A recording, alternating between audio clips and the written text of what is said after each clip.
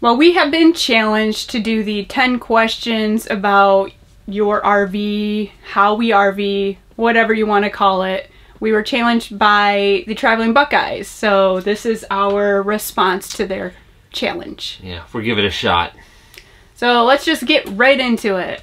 We're going to start with number 1, which is, if you could change or add one thing to your RV, what would it be? Mike?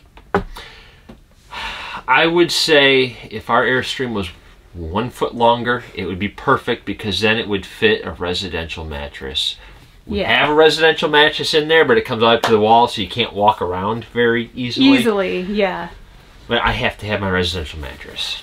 I agree. I would maybe one-up that and say a king bed option, not just a queen. So, very similar. Yep.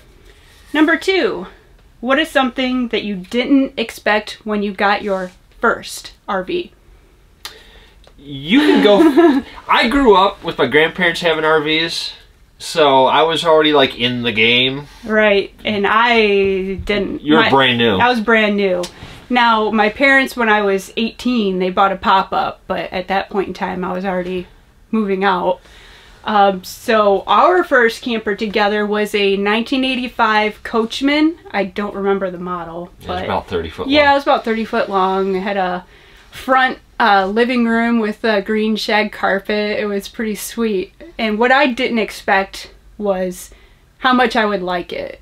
Because I was a tent camper through and through. That's all I ever did.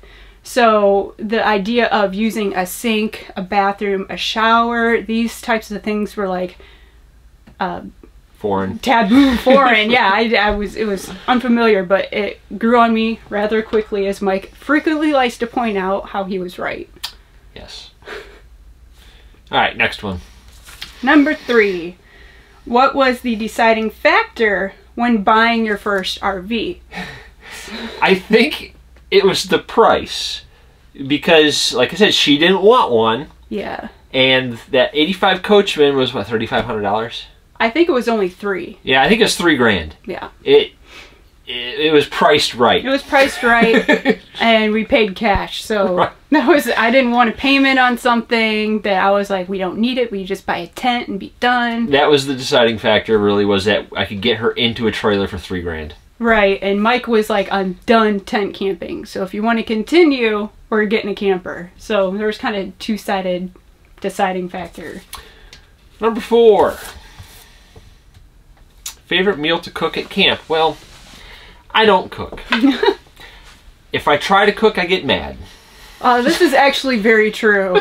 He's not kidding. Many a times, very simple cooking tasks. So, what's the favorite meal? My favorite meal to cook is pretty much anything. I like to do the Thanksgiving whole shebang. What's your favorite meal to have? Sloppy Joes. Number 5. What is your must-see RV destination? Well, we've seen a lot of them. For me, we've already seen it, but I just can't see it enough, would be Arizona.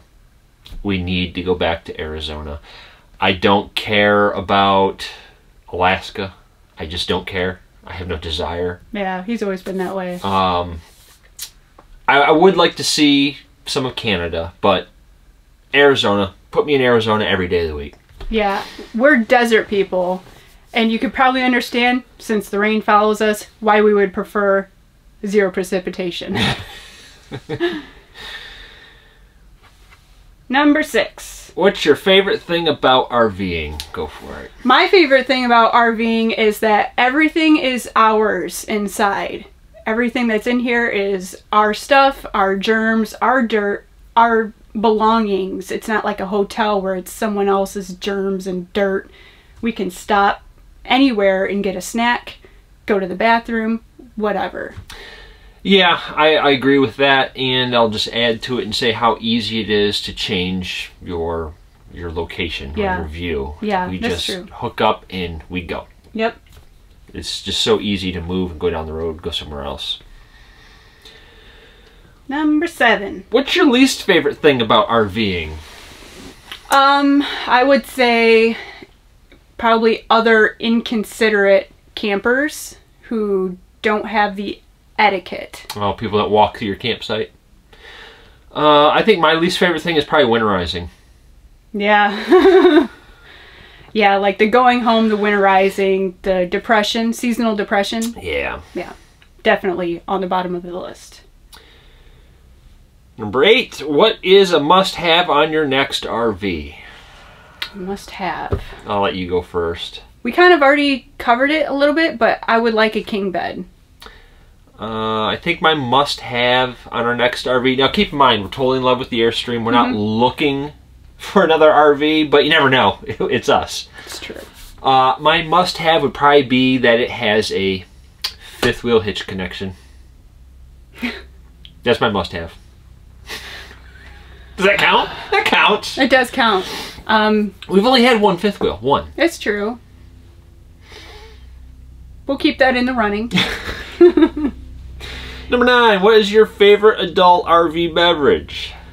Alright, first person in the comments to get this correct for me, we'll send you a Wandering Wagners t-shirt.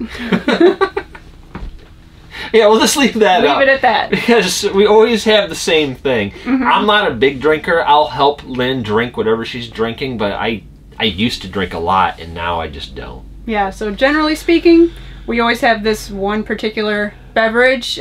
Brand is needed, by the way. All right. And number 10. What is your favorite indoor RV accessory? I have to say the upgraded water pump that I put in. I didn't actually do a video of it. Right after we got the Airstream, I put in a water pump. Let me look and see what brand it is. But it's like 65 PSI, and it's amazing. It's variable speed. You know, the typical RV pump. You turn on the faucet. The surge. This pump is practically silent, and if you open up the faucet just a little bit, it runs slow. If you open up the faucet all the way, it runs fast. Let me get the... It's amazing. It was like $200, but it was worth it. It's an AquaJet 55A. Love it. Yeah, that was a pretty good upgrade. I'm trying to think of other things that are accessories. Like something that I like is obviously an oven that's big enough to use. The Airstream has a spice rack, which a lot of campers, RVs don't have something as basic as a spice rack. Yeah, there's really nothing that we've added to the Airstream, like aftermarket wise. Yeah, shower head and the mattress, which everyone knows about those. Yeah, the mattress that we have, that's a must-have for me no matter what. But I think as far as the best indoor accessory, I think the water pump. I like that the most. It's one of those things that you don't think about a lot, but when you use it, it's like, wow, this is great. Let's do a bonus of outdoor accessory. Okay. So I would say my favorite outdoor accessory is probably our Love Seat, our double chair that we have. We've had that chair for 4 or 5 years, and it's finally starting to show some wear and tear. Yeah, I would agree, that Love Seat, and then there's one more thing. Let me grab it. This is probably my favorite outdoor accessory. It's our Bluetooth speaker. Just about every RV you buy has outdoor speakers, except for an Airstream. No outdoor speakers. But the outdoor speakers on the RVs are usually not very good. And they're placed in like points that make no sense. So you're never around them and you're like blasting music for your neighbor. This sounds amazing, and you just take it wherever you are. That's true. So our chair and that. And the Bluetooth speaker. And then our adult beverage. That's all we need. And we are happy. So this is the part where we tag somebody because we got tagged and we gotta like pass the torch. So wonder what's next. You are up. You're tagged. You're it. Have fun. Sending this down to Texas. So I guess that's all we have. We appreciate you guys watching. Our videos have been slow lately, but we've just been really busy. So bear with us. More is on the way. We've got video that we haven't even edited yet. We went to the Mansfield Reformatory, and we haven't edited that video. It hasn't been touched. And there's something else too, but I can't remember. So hopefully we will be able to get some more content out for you guys. We appreciate you standing with us. We have not winterized yet. We do plan to do some more camping. Just, of course, we haven't planned ahead. The low is coming up this week. There's 2 nights where it's going to be down to 25 degrees, and we haven't winterized yet. We're going to figure out what we're going to do because we're not done yet. We're going to camp over Thanksgiving. Yeah, that is one thing we do have planned is kind of an extended period camping around Thanksgiving. So see you guys later. See ya.